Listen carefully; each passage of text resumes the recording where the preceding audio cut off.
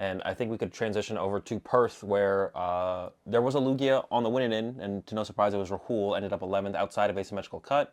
Asymmetrical cut did go down to 10th place there. Yeah. So yeah, Rahul's on the winning with the Lugia going into it, and the top cut here, honestly, like 2 weeks ago, this would be a crazy top cut. I feel like 3 weeks ago, Right. but now Cloth has kind of been established, This is the new normal. yeah, Cloth, Iron Thorns, Dragapult Iron Thorns, why not? And of course, we do see the Regidrago and Gardevoir still hanging in there. seeing the Japanese players go over to the Australian regionals is not a surprise. Yeah. 3 of them in the top 3, 4 in top 8. I don't know how many are in top 32. 3 more, it looks like. Yeah, it's like 7. 6. Oh, yeah, and then one at 38. Like, there was definitely quite a few in day 2. Yeah, and if we go to, can look at it on PokeStats here, I think there was 23 players from Japan, 4 of them in top 8, 3 of them in the top 3 is honestly just insane. Yeah. Now, there's 2 questions to ask here. Is Australia struggling, or is Japan that good? For sure. Because I think Japan, like, kind of just based on Japan's results this year in general, they already took a major over in Europe. They've now taken a major in Australia. And if you just, the conversion rate to how many of these Japanese players are actually at these events to already winning 2 events, and then, like, this is crazy.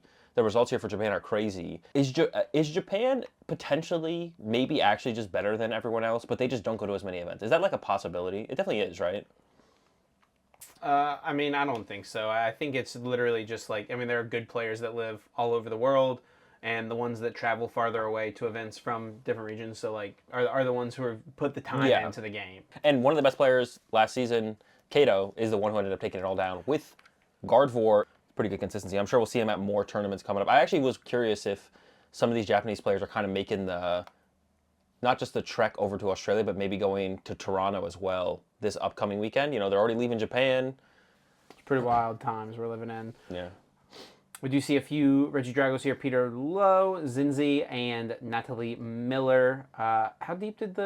To 9th. To 9th, okay. Oh, so no, to 10th. I'm sorry. It was to 10th, okay. So Jeremy in here as well with the top cut of Regidrago. And then Haruki here with the Gardevoir to round out top cuts. We talked about Lugia last week, and Rahul did run it back. A pretty similar list to what he had played in the past. He does have the Water Ogerpon in here, the Wellspring Mask Ogerpon. And yeah, like you said, he did get to a winning in. He did, unfortunately, on that winning in, hit the Iron Thorns player. Yeah. So Reggie here just kind of took him out, and yeah, that's a big feels bad. But yeah, there was still 4 Drago in cut. When we talk about cut, we should definitely always consider asymmetrical cut as part of that for sure. Definitely. So yeah, that's still pretty good. And I think we both predicted Drago to be pretty good. Like we expected it to show up pretty well at Perth overall. And yeah, so no surprise there. It didn't win, but definitely not a bad showing from Drago.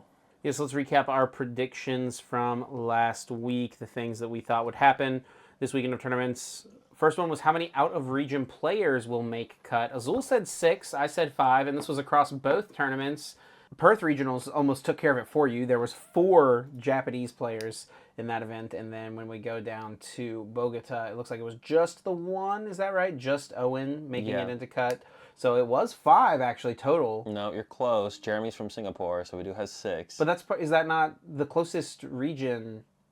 Is Singapore a separate region from Oceania? I'm pretty sure, yeah. I thought Singapore was included in Oceania. I don't think so. I asked my chat and they said no. Okay. I asked they said it's just New Zealand and Australia now, I think. Okay.